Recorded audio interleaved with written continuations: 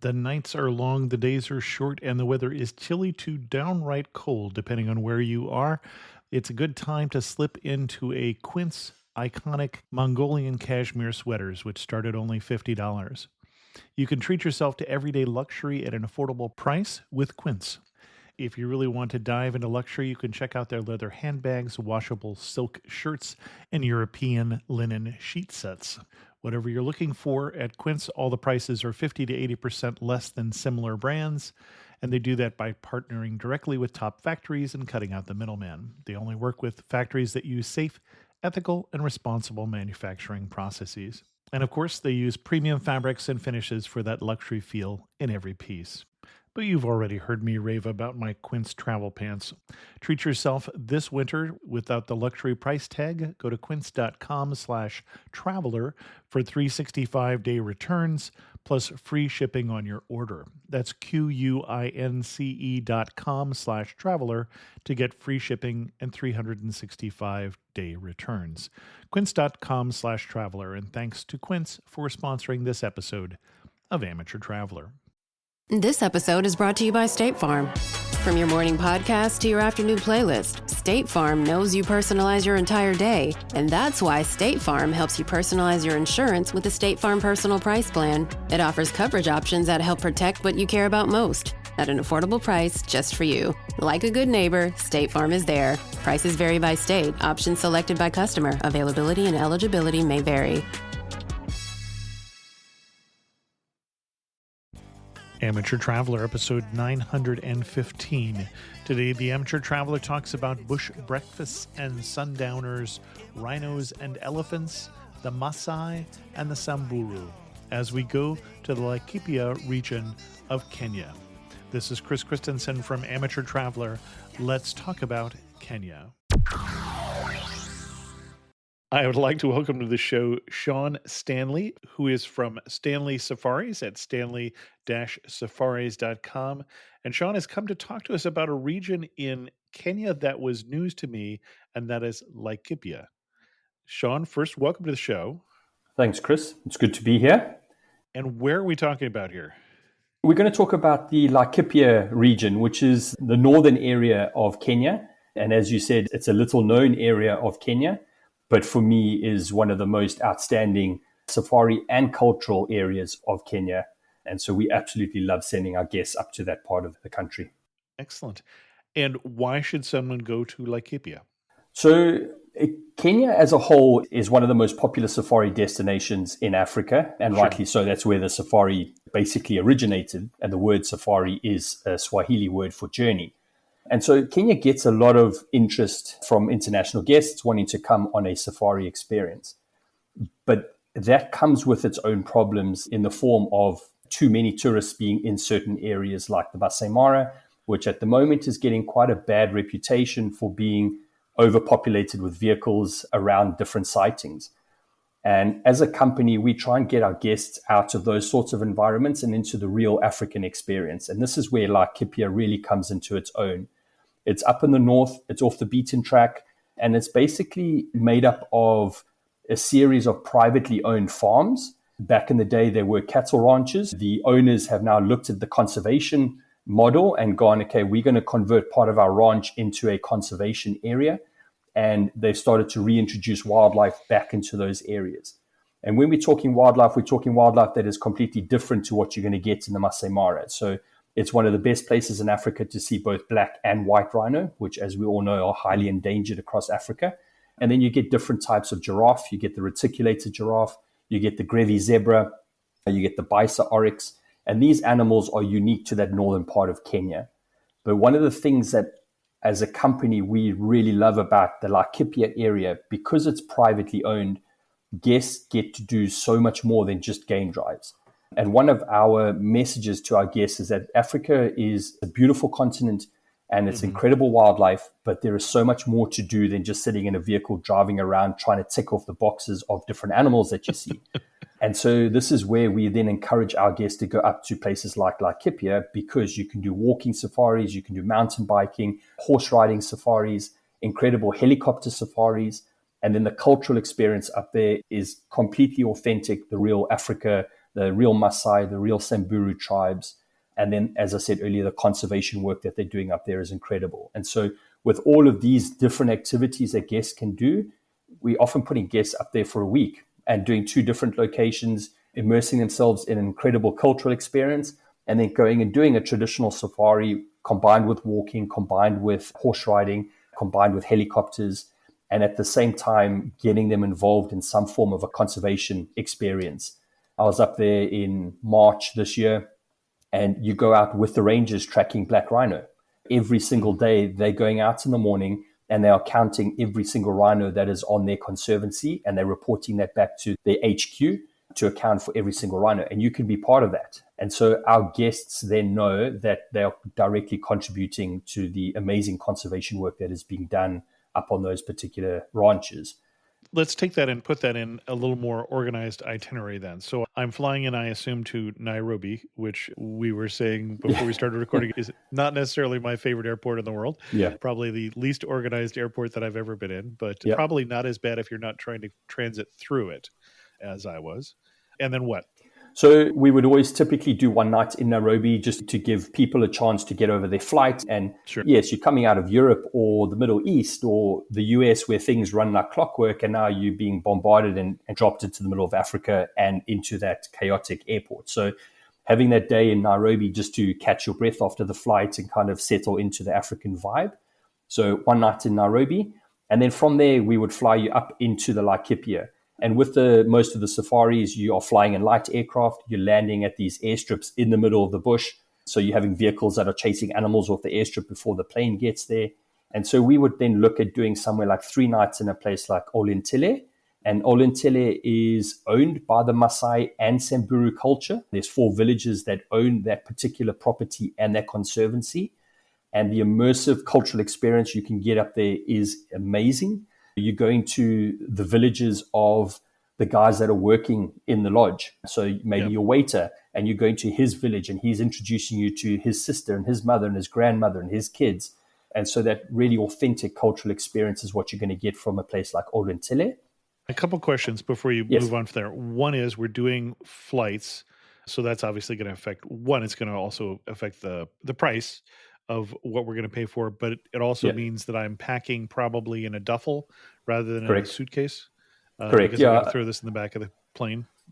That's right. Yeah. So a lot of these flights are in grand caravans, so 12 seaters, and the bags need to be pushed underneath a very small compartment underneath the plane. So yes, 15 kilograms, 33 pounds in really soft bags that can be squished in these tiny little compartments underneath the plane. And then when you talk about Olintile and it being authentic, now I've been to, say in Tanzania, a cultural boma for the Maasai, which is a traditional boma preserved in the way that it would have been 200, 300 years ago or so. What am I really going to see in a Maasai village in 2024? So the difference being, and it really depends where you went in Tanzania, but I'm thinking of just outside of Ngorongoro. Okay. So that is on a very main tourist trail. You've got a lot of vehicles going through there. You've got a lot of tourists going through there. So as authentic as they try and make it, the end of the day, it's not. It's pretty much put on for tourists. Sure. Whereas up in the places up like Olintile, they're still living a very traditional lifestyle. So the experience you get there is very authentic. You're not walking in there and sitting down and watching a show while they're singing and dancing and then trying to sell you stuff at the end of your visit. Mm-hmm. It's very much an immersive experience. So you go there, you go into the chief's hut. Often when I was there in March, you go into the chief's hut and you sit there and you talk to him. But it's not a voyeuristic sort of experience. It's a very much a two-way experience. So as much as we were asking him questions about him and his culture, he was asking us the same thing. So he was trying to understand who we were and what we did and what it was like growing up in South Africa or in the US. And we were asking him what it was like growing up there and having his cattle and goats and having to keep away lions and elephants from coming and raiding his crops and things like that. So it's very much a two-way interaction. And yes, there's a bit of singing and dancing, but they actually got us up singing and dancing with them as part of the family. So that's just one little element of that cultural experience. But they are still living in a fairly traditional fashion. Absolutely. Absolutely. Interesting. Yeah. It's not they put on their traditional clothes because the tourists Right. are coming, and then as soon as we leave, they're putting on Western clothes. It's not like that at all. They're wearing their traditional clothes, and that's what they wear. When you drive from the airstrip to the lodge, you're driving past these villages. And so you're seeing these guys out Right. Right. herding their cattle, herding their goats, and they're in their traditional outfits all the time. Things are changing. So you sometimes see a younger kid wearing a T-shirt or something like that. But for the most part, very authentic. And that's how they live. One of the most amazing experiences up there as well is called the Singing Wells. And basically what happens is you have these very dry riverbeds, and the herders then go to these dry riverbeds and they dig wells to get to the water, to access the water Right. for their, whether it's their cattle, their goats, donkeys, or camels. And so you have these men digging these holes, and they could be 3-4 meters deep, depending on where the water level is. And so you sometimes have different levels where you have the guy right down in the bottom with the bucket, and then a guy level up, and then the guy at the very top where the trough is. And as they're doing this, they are singing, and their cattle, their goats, their camels know their owner's song and tone of voice, and they know where to go. So you have these amazing singing happening through these dry riverbeds as these guys are passing water up to the troughs for their cattle. I don't think there's anywhere else in the world where you can see something like that. And they've been doing it for hundreds of years. And that is the real way that they've been living their whole lives. Interesting. Yeah. So you were in the middle of doing your itinerary when I cut you off there. You were going to do 3 nights in Olentile? Yeah. So 3 nights in Olentile. And aside from the cultural aspect of it, you've got amazing conservation work happening there as well. And then lots of walking. It's a really beautiful landscape. You do a lot of walking. You end up with these at the end of like a big bluff looking out into the valley, and you have sundowners there. They organize lots of bush breakfasts. So you go for another walk and you come around the corner and there's a beautiful table set up under a tree in the middle of the bush for breakfast. A lot of those sorts of experiences that you get because it's private. I've been on safaris, so I know what you're talking about. Let's not assume everybody does. Sure. Sundowners being a particularly African culture. So we're talking about not just watching the sundown. Yeah. So we celebrate sunsets here in Africa. They are absolutely as beautiful. If they were the last one you were ever going to see. Absolutely. Absolutely. Yeah. They're the most beautiful sunsets in the world. We can take that accolade. But yes, the way we celebrate a sundowner when you're on safari is you stop in a really beautiful location. The guide will bring out the cooler box and then opens beers, wine, gin and tonics is the most traditional drink to have at your sundowner. And then you're stretching your legs, you've got a beautiful drink in your hand, and you're just quietly watching that sunset below the horizon of Africa before then heading back to your camp for the evening. Right. So you're someplace obviously safe too, where it's okay to get out of the vehicle. You're not in front of a pride of lions or something like that. Yeah, no, the guides choose those spaces very carefully. I've been caught short a couple of times and had lions come and join us for a bush breakfast once, and a leopard for a breakfast once as well. So you never know. You are in the bush, so it's a matter of keeping your eyes out. But as much as possible, the guide does scan around and make sure, you're not dropping in the middle of a herd of elephants or buffalo or something like that. And when you talk about the bush breakfast, typically, in my experience, I've been out and up for a while before the sun has come up, or just when the sun came up. And then after we've been out for a couple hours, we stop someplace looking down at the hippos or the crocodiles or whatever you've got in the particular area, and we're doing our breakfast. Am I on the right track here? Absolutely. Yeah. So a typical safari day starts very early in the morning. Like you've said, you get woken up before sunrise, and typically they'll bring you a cup of coffee or tea or whatever you want for your morning wake up. Half an hour later, you're at the main area. Some places have a bit of a continental breakfast, just a toast or some porridge or cornflakes or something like that. And then you're heading out on your game drive. And the reason you head out so early is that's when the animals are most active. It's the coolest part of the day. Your predators, your lion and leopard, have been out patrolling or hunting all night, and they're now finding their way back to a nice comfortable tree or a nice bush to go and rest under for the remaining part of the day. So that's your best opportunity to catch the animals doing stuff. Then during the hottest part of the day, you're back at the camp or lodge, having your siesta, relaxing. There's often spas, swimming pools, whatever. You can then relax during the hottest part of the day. And then you head out again late afternoon. 3:30, 4 o'clock, you're heading out again for another 3 or 4 hours as it starts to get cooler. And that's when you're having your sundowners. On the private conservancies and reserves, you often having your sundowners out in the bush, and then you're coming back after dark. In your national parks, it's a bit more restrictive. So you're then coming back and you in camp around sunset. So, and is that the same sort of thing that I've been to in, say, South Africa, where you need to be back in the camp by sunset or the outfitter is fined? Correct. Yes, absolutely. Okay. And that's in your national parks. In the private reserves in South Africa, you can be out all night if you wanted. Okay. A couple questions there. So first of all, you're talking about a lodge experience rather than a remote camping experience is what you're describing here. Again, it depends. It depends on the location. Kenya, for example, you get a mix of tented camps and lodges depending on where you are. In particular, up in the Laikipia area, even though you're very close to the equator, you're at quite a high altitude. So it actually gets quite cool in the evenings and in the mornings. And so there you get a little bit more of the fixed lodge experience because it is going to be warmer at night. Often you've got fireplaces in the rooms. So you don't find as many tented camps up in those areas. Whereas in the Masai Mara, Serengeti, that's where you tend to find your traditional tented camps. Ah bon chien. Bonjour, je suis Theo, a tour leader with Explore. And this is Punti. He's helping us find truffles under the trees next to this beautiful vineyard. Maybe for tomorrow's cooking class? Oui, call c'est million heure. Parfait. C'est million o'clock. Not everyone gets to enjoy a Bordeaux sunset this way, but you will if you explore. No, Punti. Search exploreworldwide.com and don't just travel. Explore. Hey, I'm Ryan Reynolds. Recently, I asked Mint Mobile's legal team if big wireless companies are allowed to raise prices due to inflation. They said yes. And then when I asked if raising prices technically violates those onerous two-year contracts, they said, what the f*** are you talking about, you insane Hollywood ass f- So to recap, we're cutting the price of Mint Unlimited from $30 a month to just $15 a month. Give it a try at mintmobile.com/switch. $45 upfront payment equivalent to $15 per month. New customers on first 3-month plan only. Taxes and fees extra. Speed slower above 40 gigabytes. See details. Okay.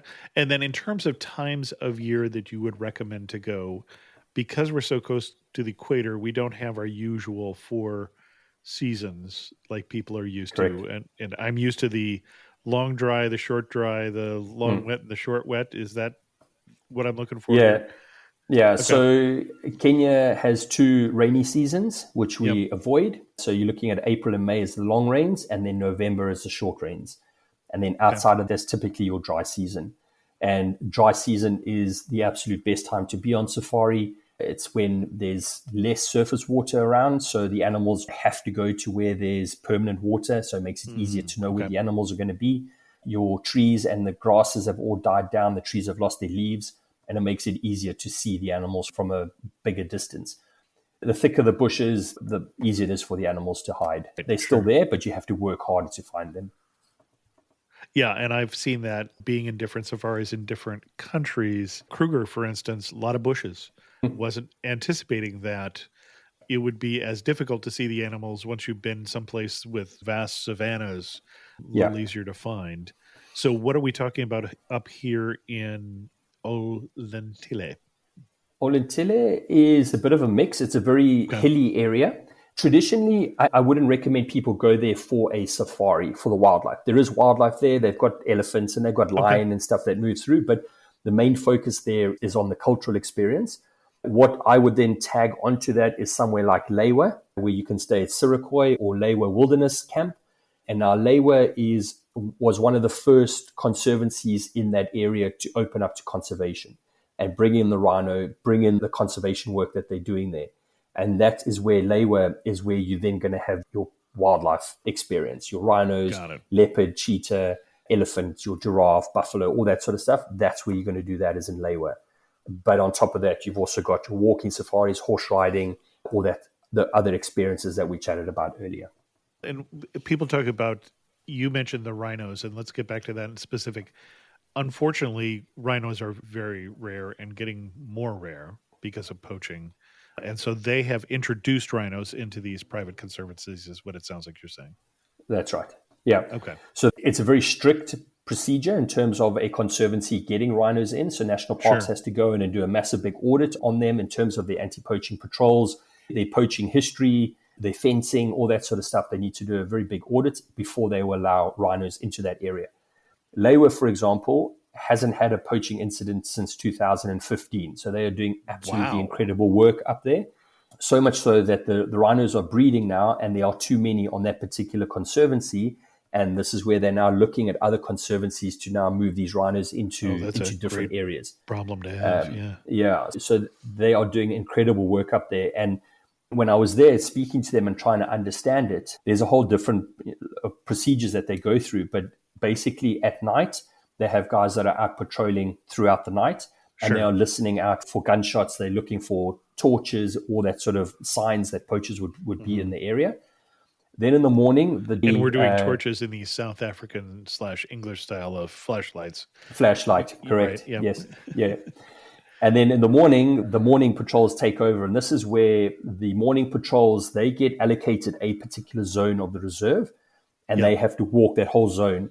And they count every single rhino, and they know every rhino by name because they've got ear notches, unique ear notches. And so they record every single rhino, is it healthy, who's with it, whatever information they can take down. That then gets reported back to HQ, the patrol HQ, who then keeps a log of every single rhino. If after 2 days a particular rhino hasn't been seen, that then gets reported. After 3 days, if that same rhino hasn't been seen, they then bring in helicopters, they bring in the police and everything else to then do a proper search to see where it is, whether it's gone into a ravine that they can't access or whether something has happened. But that is the incredible work that they're doing there. And then the other element of this anti-poaching or lack of poaching in that particular area is a very close relationship that they have with the local communities. And they work so closely with those communities that as soon as an outsider comes into that community and is suspicious, that community is reporting it to these guys. And those two things hand in hand is eradicated the rhino poaching up in those particular areas. Oh, that's terrific. The other thing I'm seeing with Lewa, again, you're talking about the rolling hills, but I also see off in the distance snow-capped jagged peaks. Correct. That I was not expecting. So Mount Kenya, it's the highest mountain in Kenya, and it is snow-capped throughout the year. So even though you're on the equator pretty much, you've got the snow-capped mountain in the backdrop. And that's what makes it such a picturesque area. And yes, Lewa is very hilly, rolling hills, nice big open grasslands. And then you've got these beautiful fever tree forests as well, which is absolutely stunning. And then you've got not know. So your fever trees it's a type of acacia. So your typical acacia that you see out on the grassy plains of Kenya when people think of safari. But these particular ones have a very yellow bark. And so they call it fever trees. So it's a very beautiful forest when you inside there, and you've got animals inside there as well. Excellent. So you're recommending we're doing 3 days at Olentile. We're doing some safari, but we're meeting some of the locals at this point, seeing some of the culture. And then we're heading up here to say Lewa, and you had someplace else that was another alternative that you did not catch. So Sirikoi is the lodge in Lewa that we work with. Yeah. So as a company, we only work with privately owned properties. We don't work with the big commercial guys. We just feel that the passion, the conservation work that goes into the privately owned operators is far better than working with a big commercial operator where the funds are often going to headquarters outside of the country, or it's just a big money-making machine rather than the individuality that you get from the privately owned properties. Okay. And so Sirikoi it's a really small, beautiful, actually it is a tented camp in this instance, and it's inside the Lewa Conservancy. And they've only got 4 tents, so very small and intimate. Every guest gets a private vehicle, or every booking gets a private vehicle. And so you can then tailor the activities and experiences around what you want to do. So if you want to go out tracking rhino every morning, you can do that. If you want to stay out and do night drives, you can do that. If you want to drive all day, you can do that. It just gives you a lot more flexibility to do different experiences that you want to do. And then just in terms of expectation to people, when you say tents to somebody, especially here I am in the U.S., people are picturing pup tents, or they're picturing maybe their 4-person family tent where they're sleeping on the ground or on a pad or something like that. We're not talking about that. No. We're talking more a canvas-sided room that is probably bigger than some New York apartments. Yes. So it's a proper walk-in tent. They call them Miru-style tents. Yep. They're up on platforms. You've got a proper bed. In Sirikoi, you've actually got a little fireplace in your tent as well. And then you've got an ensuite bathroom at the back with flushing toilets, bathtubs, and running showers. Yeah, very comfortable. But in the sense that it's a room with canvas sides and a canvas roof, basically. And we should say that we're not talking about a budget experience here. No, it's difficult to have a truly budget safari experience in the sense that a lot of these places, the areas that they're in, I think Lewa is 50,000 acres or something like that, of pure wilderness. And you have to have these guys out on the ground patrolling every single day.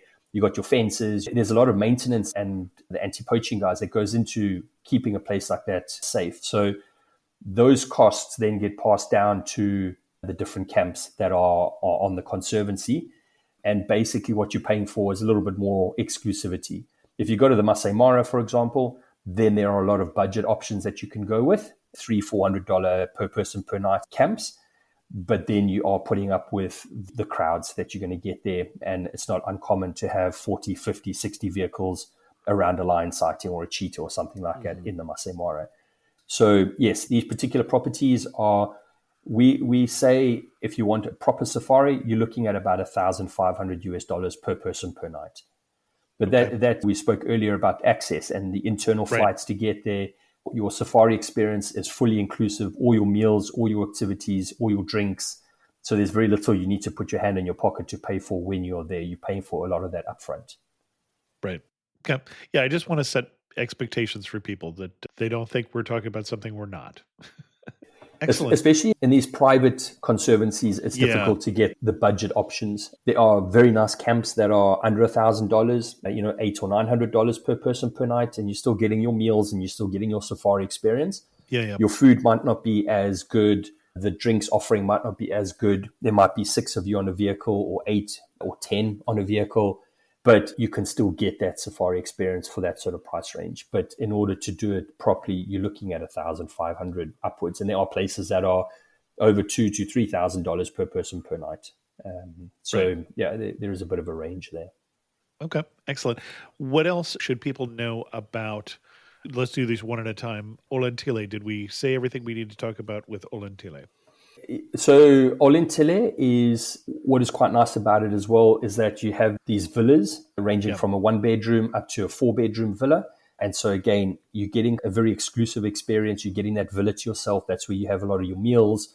And then you get your own guide and vehicle as well. So again, your experiences, activities are very much tailored to what you are looking for out of that experience. As I said, it's owned by 4 villages in the area, 2 Maasai and 2 Samburu villages within that area own the land, and they are running the lodge. So everything that is happening there, all the money that is going into people staying there is going back into the local conservancies, into the local villages, as opposed to, as I said, going outside of the country to pay for big international headquarters and things like that. So yeah, very much staying local in terms of the money flow. And I'm curious if the local villages are still living in a traditional fashion. What are they doing with the money? Are they growing their herds? Are they... So, yeah, it's a bit of everything. There are fences in those areas. So from a conservation point of view, it's maintaining that. It is paying for anti-poaching patrols as well. But then there's things like they're building schools, they're building clinics in those areas so that they're improving their life. Instead of having to drive for days and days or hours to get to a clinic, they can build a clinic there for the local villages. So that, that's where a lot of the money is then going into those areas. Excellent. And education is fascinating in that whole corner of the world. I know when I was there and you talked about something being in Swahili, I was just fascinated that in that region, your first 4 years of school are in your local tribal language, and then typically they would be in Swahili for the next 4, and then the next 4 would be in English. And just the thought of that system is very different from what we're used to here. Yeah, no, I don't think I would be able to cope with that. Yeah. It's bad enough in one language. So yeah, you'd be in, what is the Maasai language is Ki Maasai, I think? I don't know. I think that's the Swahili word for Maasai at least. Okay. And then Ki Swahili, and then obviously English, but fascinating area. Often what you find with education in a lot of these places is the kids will go to school up until a certain point, call it 9, 10 years old. And then they're having to leave because then they're looking after the goats and they're herding and absolutely doing out in the fields and stuff like that. So education for them stops at a very early age, and then they're out looking after cows and goats. Right. Well, and then your rangers who are coming from the local villages have been through fairly extensive training programs. And so I don't know that I would call it necessarily college programs, depending on where you are in the world, but fairly intensive multi-year programs. The rangers we've had and the various safaris we've been on have been just so amazing. They're not just locals who know the area, but they also know a lot. Yeah. So the nice thing about a place like Olentele or Lewa is because these guys have grown up in that area, that's where they've been herding their goats their whole lives. So they know the landscape inside out. They know what to look for in terms of tracks and signs. Right. They've grown up in these areas, and the medicinal uses of plants have been passed down from generation to generation. And so when you go for a walking safari with these guys, they'll stop at a tree and they'll take off leaves and they'll say, here, smell this, taste this. Okay, we use this for if you have an upset stomach, we boil it with water, you drink it, and that helps. And then you're walking a little bit further along and he goes, feel this leaf, it feels like sandpaper. We use this to file down our walking sticks. So they have uses for every single plant out there. And when you're going for a walking safari with these guys, because this is their back garden, it's incredible the sort of stuff that they are able to show you just there. We go down to the shop, we go to the pharmacy to buy our medicines and stuff. These guys have it in the plants that they're living around. And the last thing you want to hear when you need your auto insurance most is a robot with countless irrelevant menu options. Which is why with USAA Auto Insurance, you'll get great service that is easy and reliable, all at the touch of a button. Get a quote today. Restrictions apply. USAA. It's time to rewrite the vacation rules. With Royal Caribbean, your family can look forward to just about anything. Break the thrill barrier, roaring down the tallest water slide in North America. Jump into breathtaking jungles and jaw-dropping coves. Vibe off the charts on our private island Perfect Day at Coco Cay. And end the day knowing things are just getting started. Because this isn't just any vacation. This is all the vacations. Come seek the Royal Caribbean. Ships Registry, Bahamas. With walking safaris, are they starting with the places they were traditionally walking? Are there herd paths or where they're starting their walking safaris? Or how does one decide that this path is safe enough for a walking safari? Yeah. I think it's the question that a lot of us have. So it depends. A lot of these reserves, you're not allowed to have goats and cattle and things like that in them anymore. But no, they would have their kind of routes that they would go for on walks. So that might be one thing. They might set off from the lodge and go for a walk straight from there. Or you might be in the vehicle driving. You come across elephant tracks in the sand in the road. And the guide says, do you want to track them? And you get out and then you start tracking the elephant or lion or whatever it is. Yeah, there's lots of determining factors in terms of the walking safaris. Every guide, one guide might be more fascinated on birds. So he would go to an area where there's better birds. Another guide would be more about the medicinal uses of plants. So he would factor the walk around that. And then someone might be interested in tracking animals. And then you go looking for where there are specific animals that you didn't want to track. But from a safety point of view, as you mentioned earlier, these guides, yes, they've grown up in these areas and they are used to walking around lion and elephant and having them around them the whole time. But they have to go through very stringent training to know how to handle a rifle. So they've got rifles with them and they know what to look for, how to avoid situations. And at the end of the day, animals are more scared of us when we're walking than we are of them. They do see us as a threat. And so they typically, if they see you, they get out the way. Whereas when you're in a vehicle, they don't see the threats. They see the vehicle as one object. And that's where you can get a lot closer to animals is when you're in the vehicle. Typically on a walking safari, you're keeping your distance. You're not trying to walk into animals. And that's why on a walk, you're typically looking at open areas so you can see a long distance.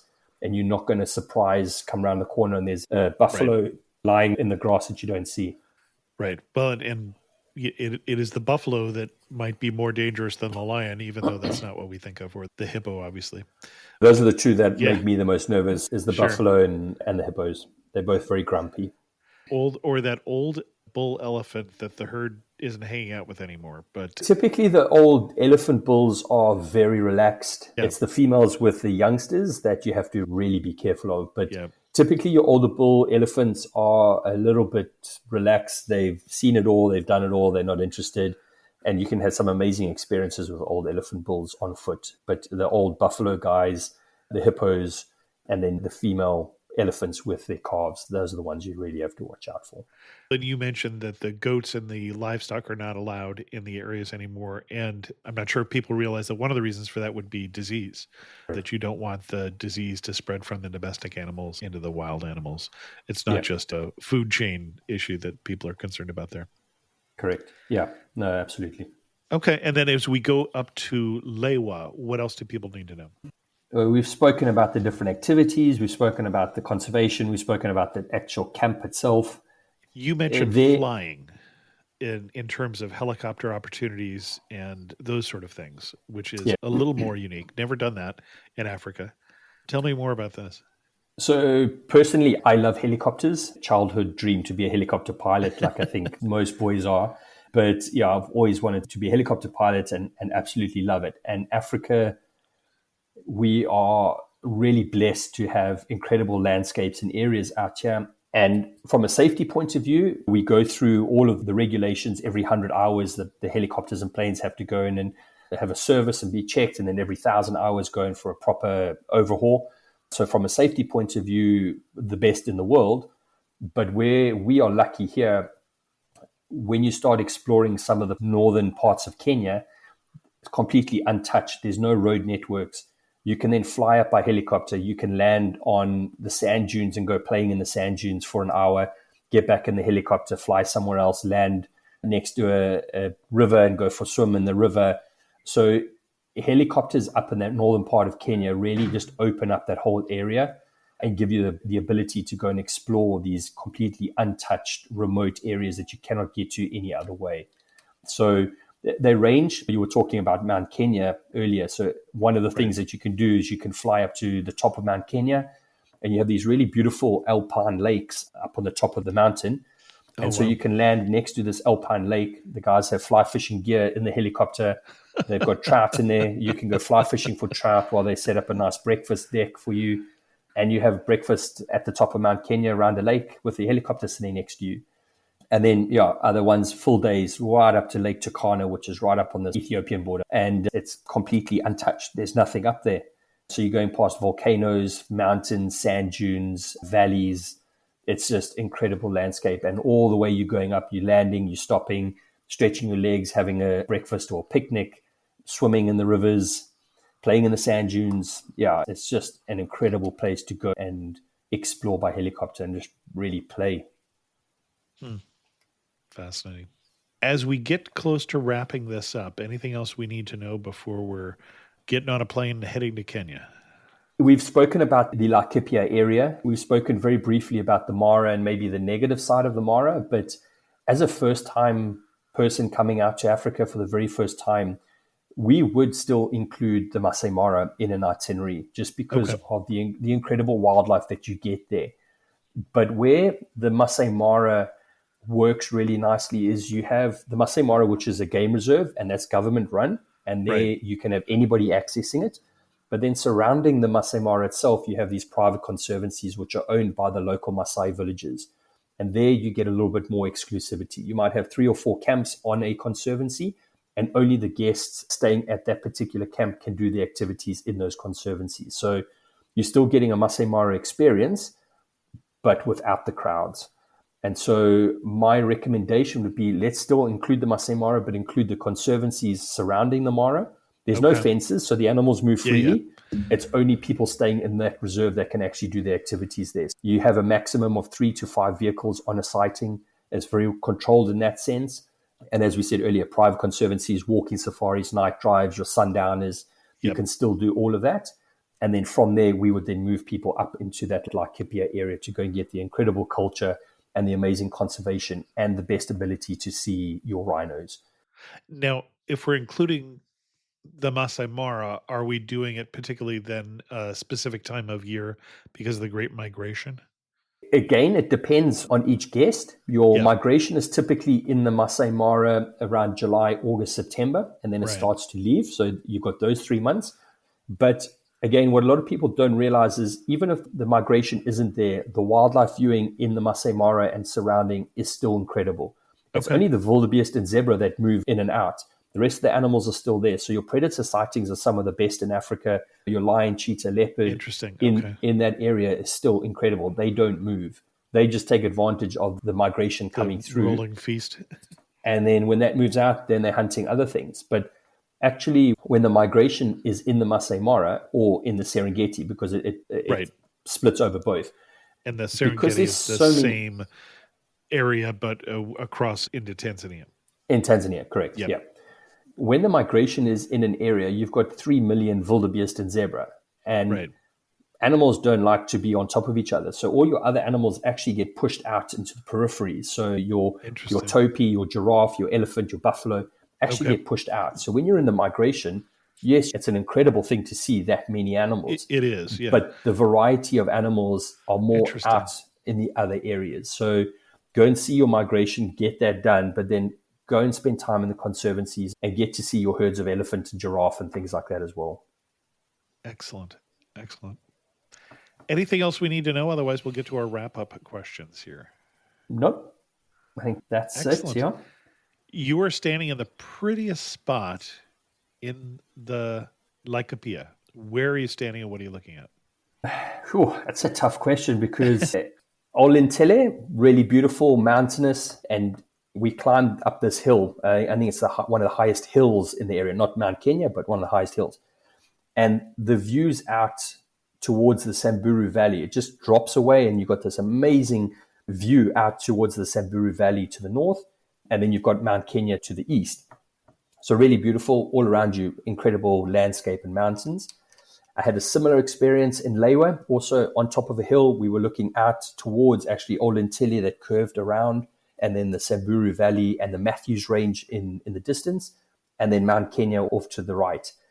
I would say that would probably be the better option because while we were there, you've got rhino, you've got elephant as part of that amazing vista. Olintele, amazing landscape, maybe lacking the wildlife. So yeah, for me, I would be put me in Lewa and just give me those views with the wildlife there. Excellent. One thing that makes you laugh and say only in Kenya. Sure.